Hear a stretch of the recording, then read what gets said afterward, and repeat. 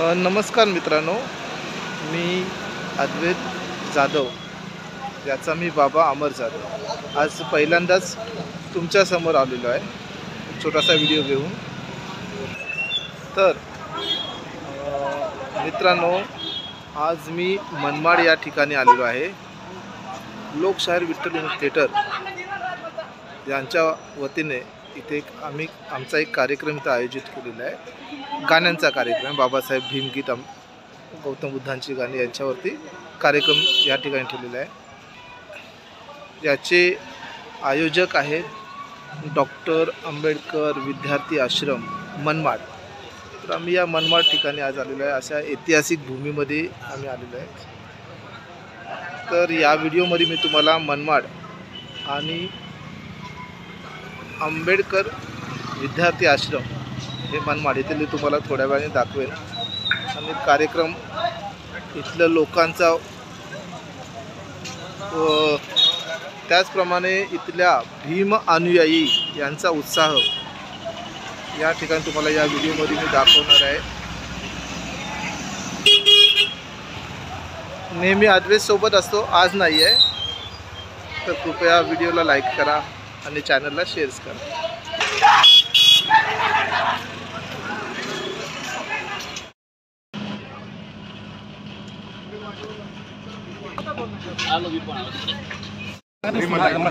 Sir, आज या ठिकाणी मी आलेलो आहे आणि भीम अनुयायांची एवढी शिस्त, चांगली शिस्त आणि एक एवढा उत्साह मिळतोय बघायला। तर आजच्या दिवसात नेमकं आहे काय आणि त्याचं काय आहे एक विशेष मला माहिती थोडंसं सांगितलं तर बरं होईल। आज आहे काय, याचा कार्यक्रम काय आहे, कशाचं स्वरूप आहे आणि कशा प्रकारे आपण आजचा कार्यक्रम करतोय?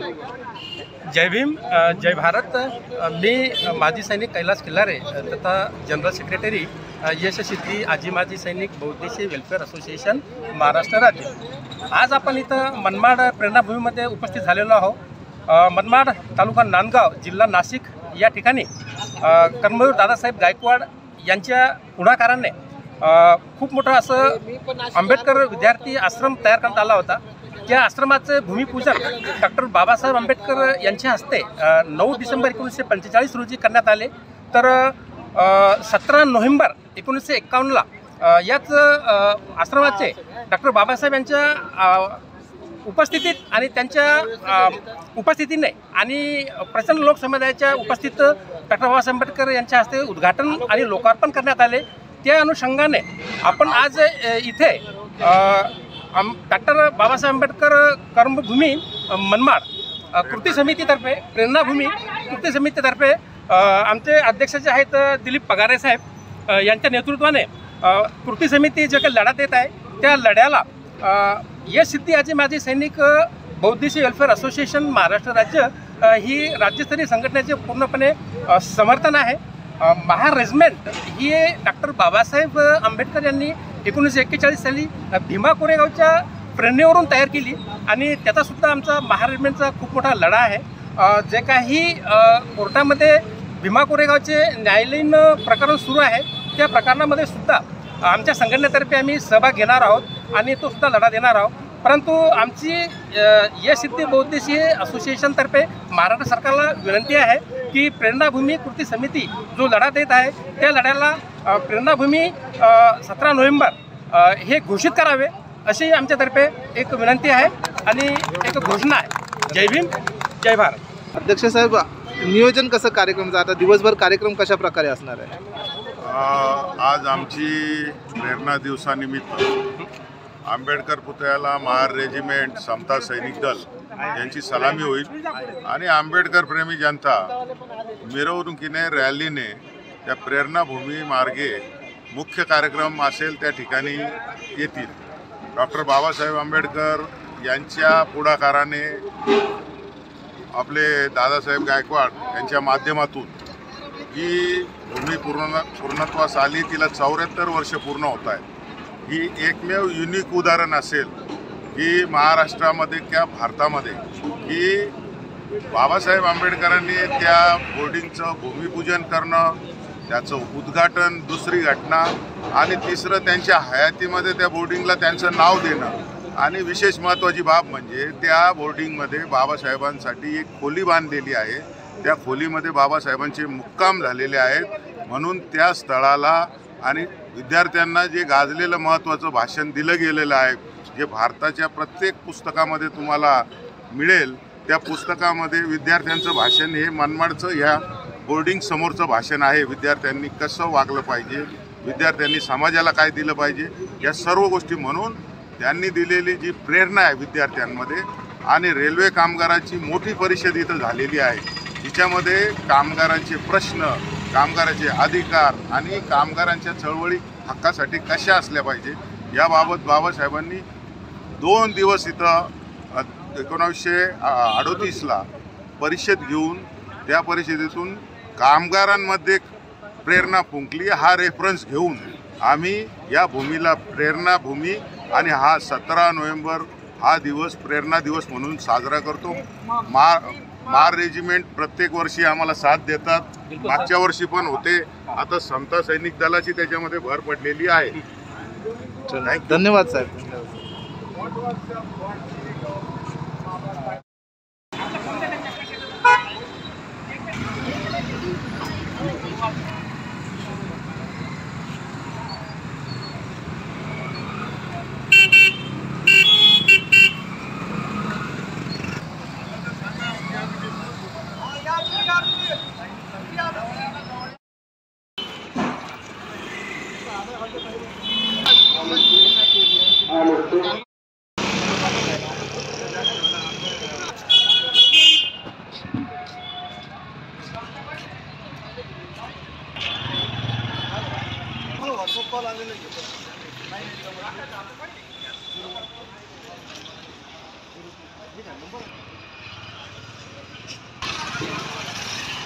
तर मित्रांनो, हे आहे मनमाड स्टेशन, मनमाड जंक्शन.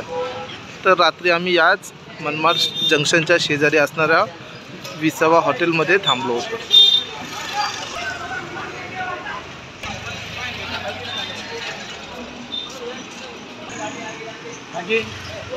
सविनय जय भीम. आज आम्ही मनमाडमध्ये परमपूज्य विश्वरत्न डॉक्टर बाबासाहेब आंबेडकर यांच्या पदस्पर्शाने पावन झालेल्या प्रेरणाभूमीमध्ये कार्यक्रमासाठी आलो आहे. आणि माझं नाव सुनील अणू ओव्हाळ. मी लोकशाहीर विठ्ठल थिएटर प्रस्तुत आणि या थिएटरचे संचालक सिनेपार्श्व गायक संदेशजी उमप यांच्याबरोबर मी गायला असतो आणि खूप मजा येते. माझी कळकळीची विनंती आहे, बाबासाहेबांच्या पदस्पर्शाने पावन झालेल्या मनमाड येथील प्रेरणाभूमी या ठिकाणी आमचा कार्यक्रम आहे आणि तुम्ही आवर्जून हा कार्यक्रम पाहायला या आणि भीमगीतांचा, बुद्धगीतांचा आनंद घ्या. जय. धन्यवाद ओवाळ साहेब. तर मित्रांनो, हे आमचे पॅड वादक आहेत संजय गायकवाड. तर मित्रांनो, ही आमची पूर्ण म्युझिशियन टीम आहे.